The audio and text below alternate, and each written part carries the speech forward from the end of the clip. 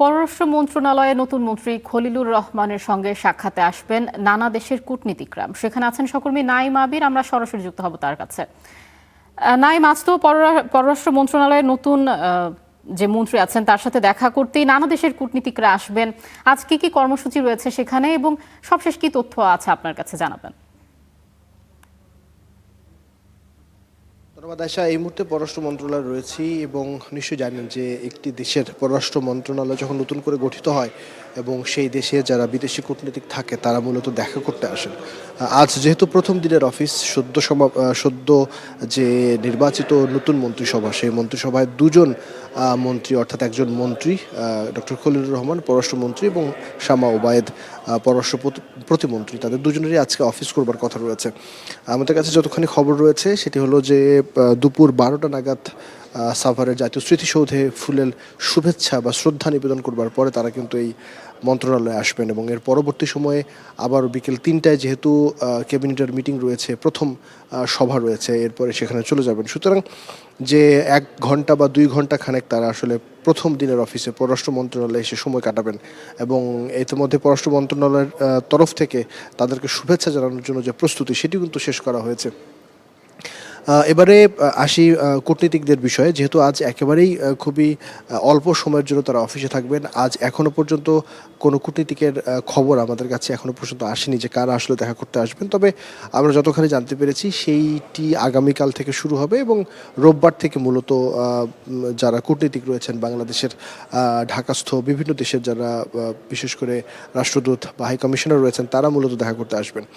আজকে যদি বলি তাহলে যেহেতু গতকাল নরেন্দ্র মোদী অর্থাৎ ভারতের প্রধানমন্ত্রী তিনি বাংলাদেশের নতুন প্রধানমন্ত্রী নির্বাচিত হয় তারেক রহমানকে অভিনন্দন জানিয়েছেন এবং পরবর্তী সময়ে ভারতে সফর করবার জন্য প্রথম প্রধানমন্ত্রী হিসেবে আমন্ত্রণ জানিয়েছেন তারেক রহমানকে। সেই জায়গা থেকে আমরা যতখানি জানতে পেরেছি যে ভারতের কূটনীতিকরা মূলত, তারপরে পাকিস্তানের কূটনীতিকরা, চীনের কূটনীতিকরা তারাই মূলত এখানে আসবার যে কথা সেটি কিন্তু রয়েছে। তবে সেটি আজ এখনো পর্যন্ত কোনো রকমের কোনো সময়সূচি আমরা হাতে পাইনি। সুতরাং আমরা ধারণা করছি যে আগামীকাল এবং এরপরে রবিবার থেকে মূলত সেই সৌজন্য সাক্ষাৎ তারা আসলে শুরু করতে আসবেন। তবে আজকে যদি বলি আজকের কর্মসূচি, তাহলে তারা দুজনেই এখানে আসবেন 12টার পরে। এরপরে পররাষ্ট্র মন্ত্রণালয়ের যে কর্মকর্তা রয়েছেন তাদের সঙ্গে সাক্ষাৎ করবেন এবং গণমাধ্যমে আমরা যেহেতু কর্মীরা রয়েছি অপেক্ষা করছি প্রথমবার প্রথম দিনের অফিস করতে তারা আসবেন।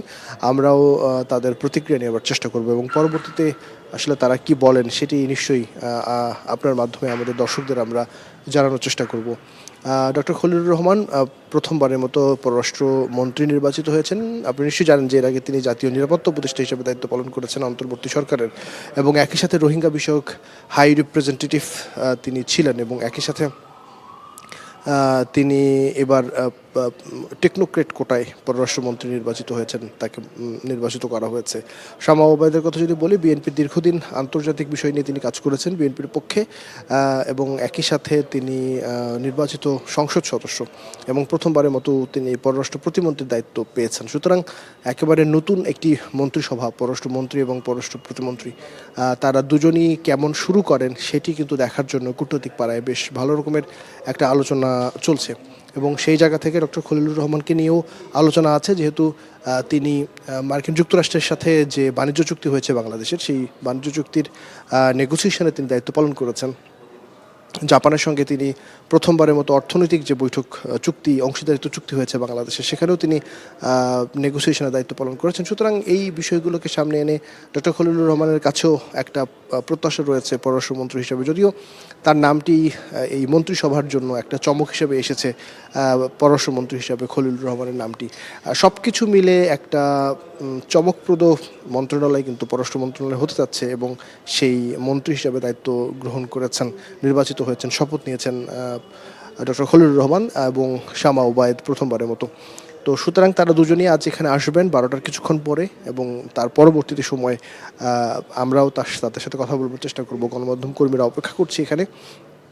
দেখা যাক তাদের সঙ্গে তারা কী ধরনের প্রতিক্রিয়া ব্যক্ত করেন। এবং যেহেতু নতুন সরকারের সামনে কূটনৈতিক বেশ কিছু চ্যালেঞ্জ রয়েছে, সেই চ্যালেঞ্জগুলো নিয়ে তারা আসলে কীভাবে কাজ করেন। সবথেকে বড় যদি বিষয় ডক্টর খলিলুর রহমানের জন্য, তাহলে একটু জানিয়ে রাখি যে তিনি যেহেতু রোহিঙ্গা বিষয়ক হাই রিপ্রেজেন্টেটিভ ছিলেন, সুতরাং রোহিঙ্গা সমস্যার সমাধান তিনি গুরুত্ব দিবেন। যদিও অন্তর্বর্তী সরকার বলেছিল যে তাদের সময়ে মিয়ানমারের প্রত্যাবাসন শুরু হবে, সেটি কিন্তু শুরু হয়নি।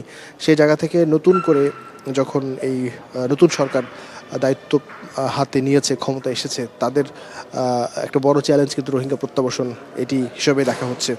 ভারতের সাথে সম্পর্ক স্বাভাবিক হবার যে বিষয়টি, সেটিও একটি বড় রকমের চ্যালেঞ্জ রয়েছে। যদিও অন্তর্বর্তী সরকারের সময় প্রথম থেকে আমরা দেখেছি যে সম্পর্কের একটা উত্থান এবং পতন, এবং শেষ মুহূর্তে যদি বলি যে কূটনৈতিক সম্পর্ক একেবারেই তলানিতে গিয়ে ঠেকেছিল। সুতরাং সেই জায়গা থেকে ভারতের সাথে সম্পর্ক স্বাভাবিক করার ক্ষেত্রে কী ধরনের গুরুত্বপূর্ণ ভূমিকা বা কী ধরনের পদক্ষেপ এই সরকার নেয়, সেটি কিন্তু একটা বড় বিষয়। তো এই ছিল আমার কাছে পররাষ্ট্র মন্ত্রণালয় থেকে সবশেষ খবর। পরবর্তীতে নতুন করে যখন আরও বিস্তারিত কথা হবে, তখন আপনাদের সেটি জানাতে পারবো। আবির, আপনাকে ধন্যবাদ। দর্শক, পররাষ্ট্র মন্ত্রণালয় থেকে যুক্ত ছিলেন সহকর্মী নাইম আবির।